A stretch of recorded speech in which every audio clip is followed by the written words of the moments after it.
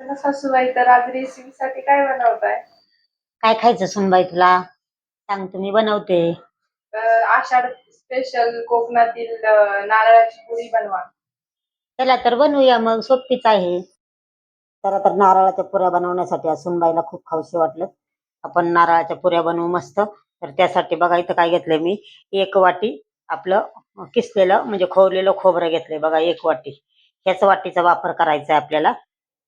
बघा त्याच वाटीने मी अर्धीपेक्षा जास्त वाटी गूळ घेतलाय. तुमच्या आवडीनुसार तुम्ही थोडासा गूळ जास्त, अगदी जास्त नाही घालायचा. आवडत असेल तर थोडा जास्त घातला तरी चालेल.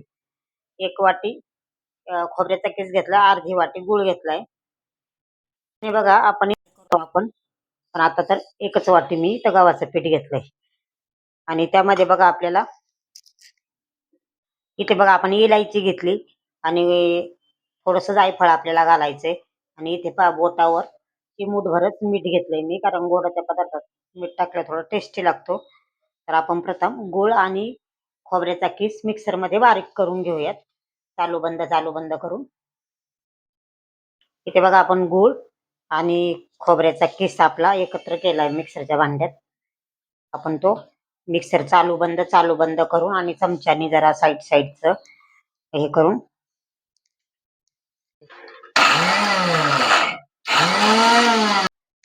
गूळ आणि खोबरं दोन्ही ओलं असल्यामुळे ते पटकन वाटले जात नाही. तर असं चमच्यानी थोडं थोडं हलवून घ्यायचंय आपल्याला आणि परत वाटून घ्यायचंय. पूर्ण बारीक होस्तोर, एकजीव होस्तोर वाटायचंय आपल्याला. वाटलेलं मिक्सर आपण परातीत काढून, मिश्रणे आपण परातीत काढून घेऊ. बारीक झालं, एकजीव झालंय अगदी गूळ आणि खोबरं. त्यात पाणी घालायचं नाही आपल्याला बिलकुल. पाण्यामुळं पुऱ्या खराब होतात आणि तशा पुऱ्या ह्या 8-10 दिवस तरी टिकू शकतात अशा. हे आपण आता सगळं मिक्स करून घेऊयात. आपण थोडस चिमूटभर मीठ टाकलेलं आहे बघा. आणि इथं आपण टाकतोय इलायची पूड आणि थोडस जायफळ किसून घालूयात. ते आपण थोडस गोडाच्या पदार्थाला किंवा गुळाच्या पदार्थाला थोडं जायफळ असते की चव चांगली लागते. आपण थोडस जायफळ किसून टाकू, इथं अगदी जास्त नाही. आपण चांगलं मळून घेऊ बघा. तर पाणी टाकायची गरज शक्यतो पडतच नाही. असं एकदम घट्ट गोळा तयार करून घ्यायचा आपल्याला.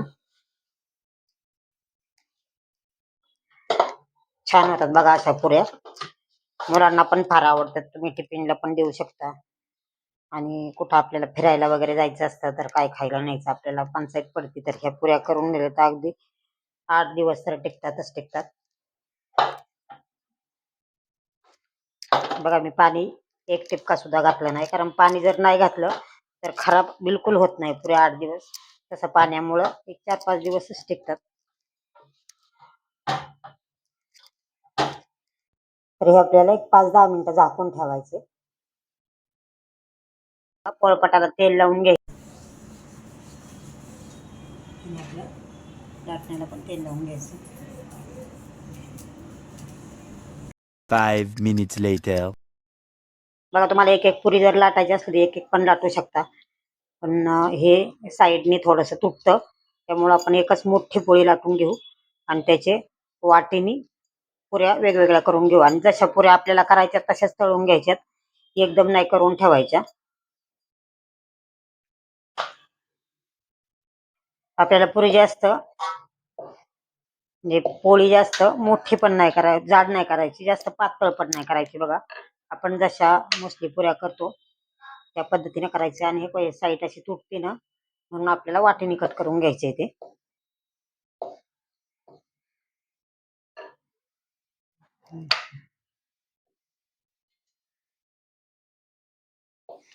तर आपण इथे मोठी पोळी लाटून घेतली बघा. आता आपण या वाटीने, कोरची वाटी असते तर त्यांनी पटकन कापतं, माझ्या वाटीला कोर नाही.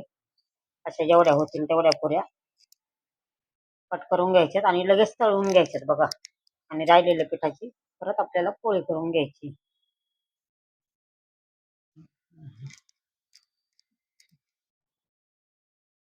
हे बघा, जास्त जाड नाही, जास्त पातळ पण नाही. आपण तेल तापलंय का बघूयात.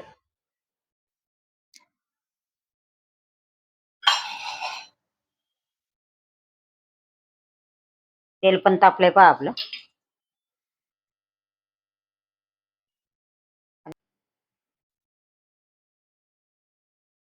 अशी एक एकच पुरी आपल्याला तळून घ्यायची. बघा आपली पुरी कशी टम्म फुगली आहे. अशी एक एक पुरी तळून घ्यायची आपल्याला. आणि त्याच्यात तेल उडवत राहायचं म्हणजे चांगली फुगते. तरी ते बघा छान अशा पुऱ्या झाल्यात आपल्या. हे पाहू शकता, मस्त अशा झाल्यात पहा. खुसखुशीत पण झाल्यात एकदम. तर बघा कशी वाटली ही रेसिपी. एकदम साधी आणि सोपी आहे. आणि आपला आषाढ स्पेशल चालू आहे आता, त्यामुळं मस्त अशी पुरी झाली. तुम्ही रेसिपी पहा आणि नक्की करून बघा. सुनबाईला खाऊशी वाटलं त्याच पुऱ्या म्हणून मी बनवल्यात आज. तर तुम्ही आपली रेसिपी ट्राय करा आणि चॅनलवर नवीन असाल तर लाईक शेअर सबस्क्राईब करायला अजिबात विसरू नका. धन्यवाद.